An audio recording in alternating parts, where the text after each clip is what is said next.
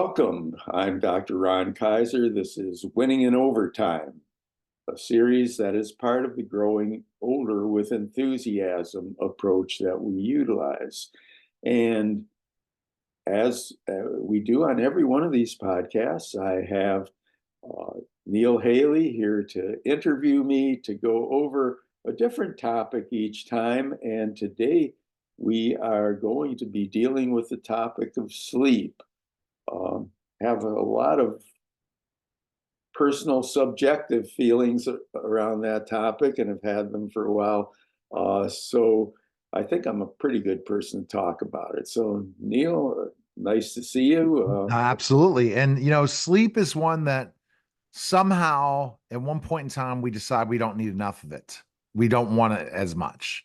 We, and I don't know how we get trained to the point where we think we don't need that much sleep, but it's such an important part of the conversation when you're winning in overtime, because sleep, and that probably has to do with even in your 30s and 40s going to your 50s and then to the 60s, that you have to have a good pattern of sleep, because sleep can really, it causes it, that's the way the body kind of rests so that you can be able to perform the next day.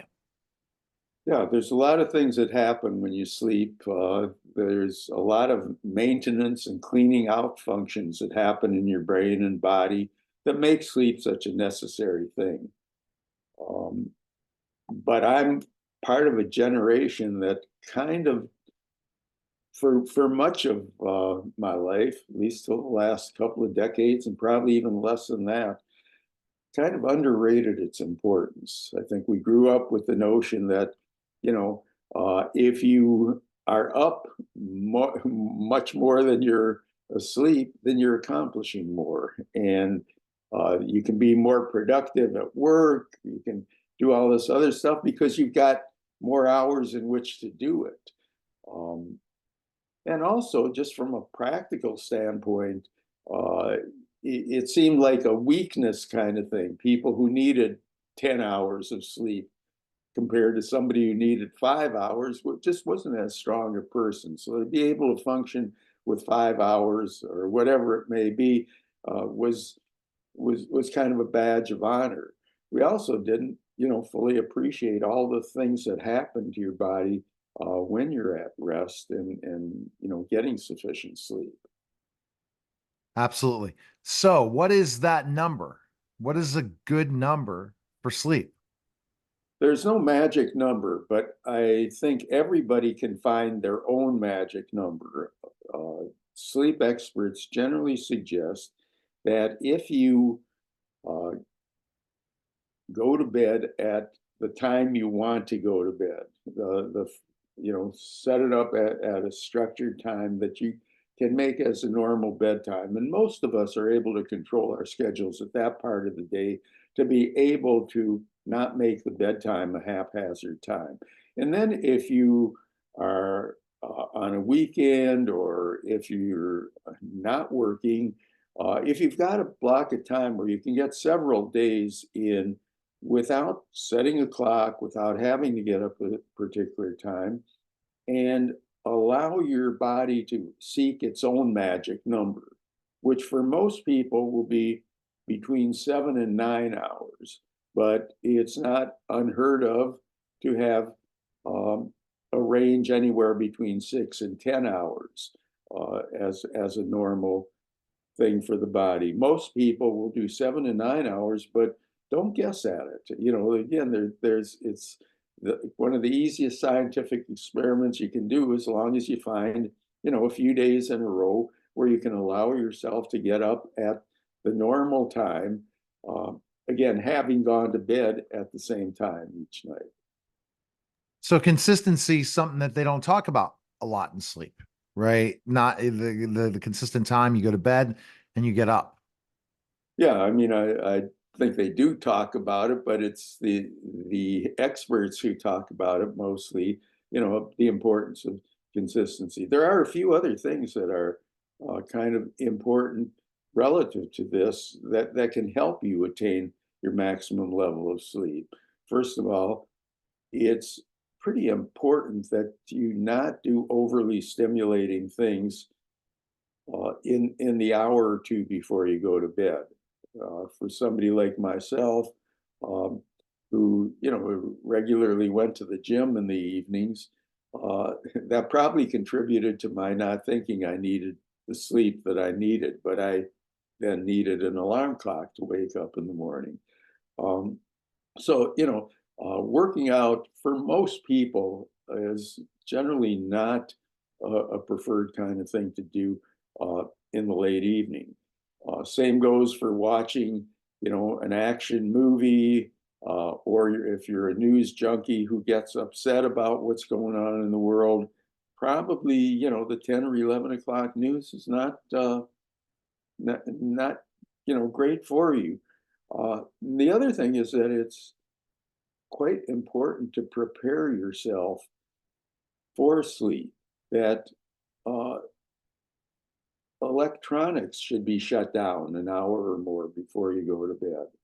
Um, Unless it's, something like background music or something along those lines that's soothing. But, don't be doing a lot of texting, things of that nature. Um, Dimming the lights so that you're getting your body ready for sleep sometimes is not recognized as being important. And, just getting the room atmosphere set so that we know this is what we're going to be doing, and taking it seriously, recognizing, hey, sleep isn't just something to do when you're tired. It's a necessary part of your daily cycle when reparative functions take place and that enable you to function very well the next day. There is now also some evidence, and I'm not sure that uh, I can work that out as well because it may need some habit changing, but there is some evidence that if you're the kind of person who, like I am, can uh, work into the evening or do some things into the evening, and then start to slow down and go to bed around midnight. Um, there is some evidence, and it's fairly new, to suggest that better sleep occurs, that what we've inherited as a species means that better sleep occurs uh, during the dark hours, as opposed to, say, sleeping from 10 from midnight or 1 o'clock until say 9 o'clock, so that you're sleeping during a few hours in the morning when it might be light out, and you're missing a few hours in the evening. Again, it's fairly new.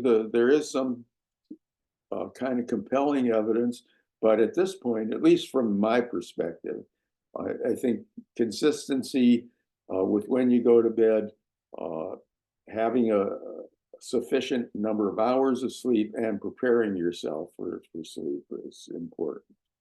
No doubt about it. And all those different things. When do you kind of evaluate if you're sleeping through the night well?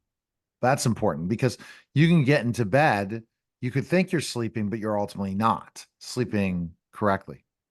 Yeah, I think a lot of times it's uh, pretty easy to do so based on your functioning during the day. In other words, if you've got a, a normal sleeping pattern, if you're sleeping adequately, then you should wake up refreshed and ready to go. Might, for some people, that wake up period may take a few minutes and so on. It's not necessarily that you jump out of bed immediately, although for some people that works very well. But are you refreshed in the morning? And what about during the day? Do you consistently yawn during the day?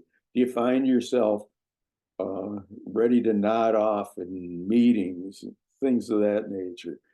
Do you feel the need for a nap at certain times? And it can be a helpful thing if you've got the ability to take a nap. I know a number of people will do it after lunch or whatever it may be, but if it's out of exhaustion as opposed to a total sleeping pattern, then that's probably a pretty negative indication of the fact that you're not getting adequate sleep. 100%. Let's kind of, this is really, really intriguing because what we're learning about is specifically enough when we know we don't get enough hours of sleep, we feel it. So, for example, I need to have 7 or 8. If I go to 6, I'll be okay for 2 days. But if I go to 5 or 4, then I'll start falling asleep during the day. I will not have the energy level. I'll have lots of brain fog. So playing with your sleep can be very damaging to your body, especially your mental health. Yeah, there's almost nobody, even though some claim that they can make it on 4 or 5 hours of sleep, there's almost nobody who's more efficient at doing that than others. I know when I was living in the suburbs and I had a train ride into Center City, where it would take about 45 minutes from door to door. When we then moved into Center City, where I had an 8-minute walk to work, I tried to put that time to use by adding at least a big chunk of it onto my sleep time. So whereas before I had totally convinced myself that if I get 5 hours of sleep, I could function. And I have to say, I think I did pretty well, but I yawned, which I don't think is necessarily a normal time. I would reach a slump in a situation where I couldn't take a nap and so on. So by adding that time on, it really helped me to recognize, hey, there are people who don't go through the day yawning from time to time. There are, and I'm really surprised because I know a lot of people do feel the need, even though if they get more sleep than I do, they do feel the need to take a nap. I don't remember the last time that I, just lie down during the course of the day. I'm not saying that that's would be true for everyone or that it's particularly bad, but the energy level is a pretty good indicator that you're doing the right thing. This is very, very intriguing when you talk about that. Now, what about health effects? If you are getting 4 or 5 hours sleep, and we're not talking into overtime, we're talking your 50s, maybe your 40s. What kind of health effects are going to hurt you later to win in overtime because of lacking sleep? Well, first of all, there's a health effect that is noticeable, at this time. If you are up for 3 hours more than the next person, you've got 3 hours more to feel hungry and eat. So that there is a relationship between lack of sleep and obesity.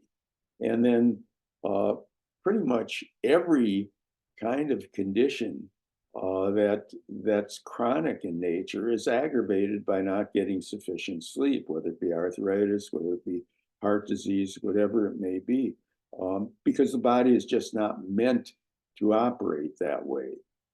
I do, while we're talking about the physical area, and I know we've been talking in general terms rather than the years of overtime, but I think it's particularly important to recognize not every sleep problem is just a psychological not scheduling yourself and so on.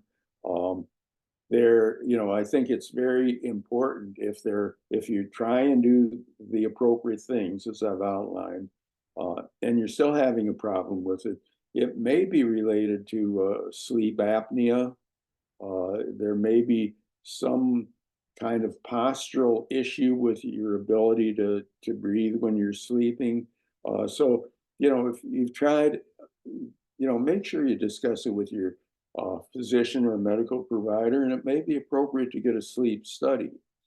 There, once that stuff is ruled out, as hopefully it will be, or attended to, then there is a great deal of research strongly supporting what cognitive therapy of insomnia, uh, cognitive behavioral therapy of insomnia, uh, which is a broad term, but indicates strategies that can help a person to gain control over their sleep.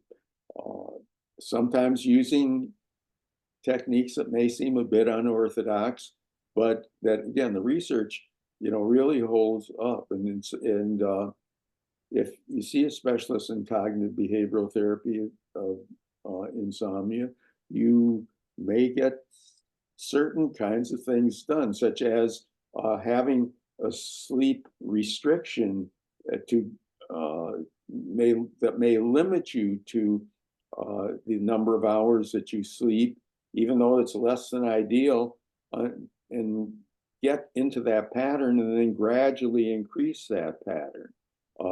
There are techniques where, say, for example, if you are up in the middle of the night and you stay up for more than a half hour, you try and get out of bed, do some things that are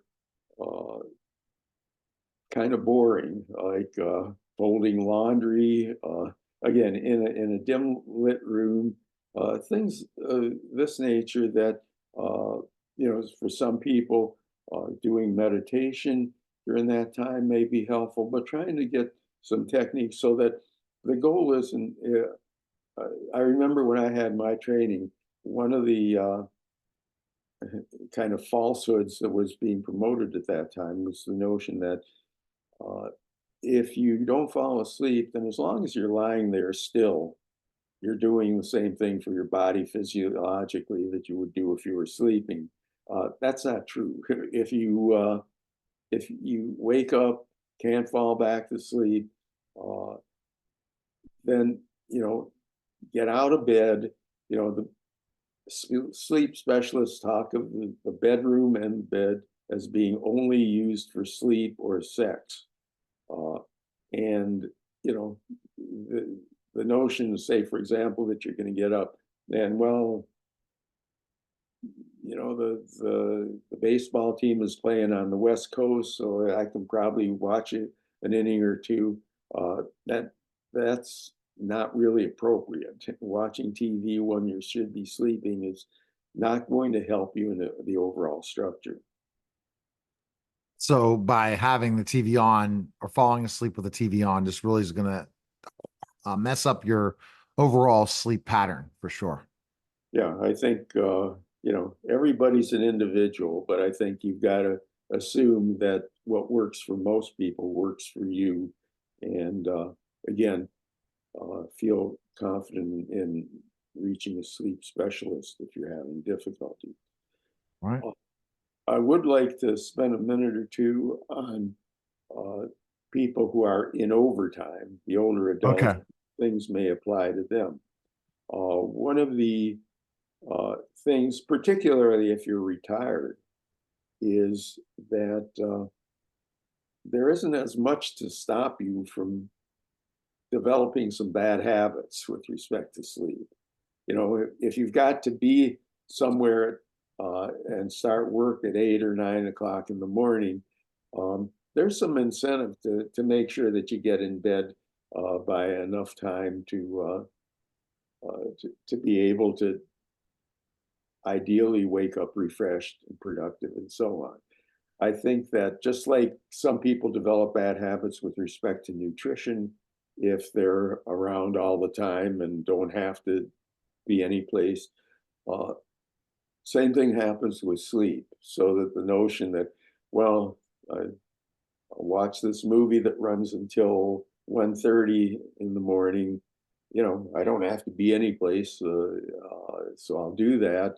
Or, that I'll haphazardly do naps or I'll get to sleep late one morning, one or not another.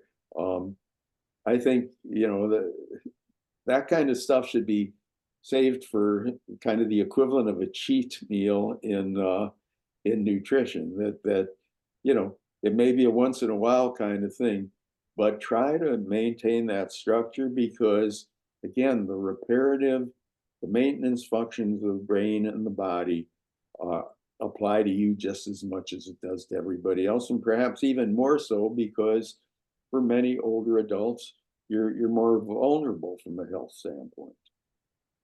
Wow. Makes complete sense. Anything else to add to that population before we're finished?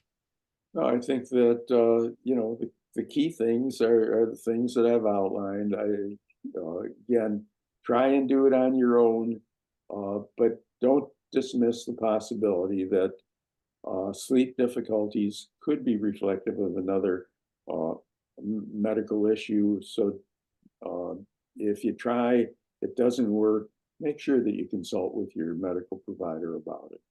All right. Well, we appreciate it. Again, people can find information by just going to your website. And also, people just Google Dr. Ron Kaiser. Go check out Growing Older Enthusiasm on again on YouTube and all that stuff. And we appreciate it, Dr. Ron. Look forward to the next podcast. Great. Thanks a All lot. right. All right. Take care, guys.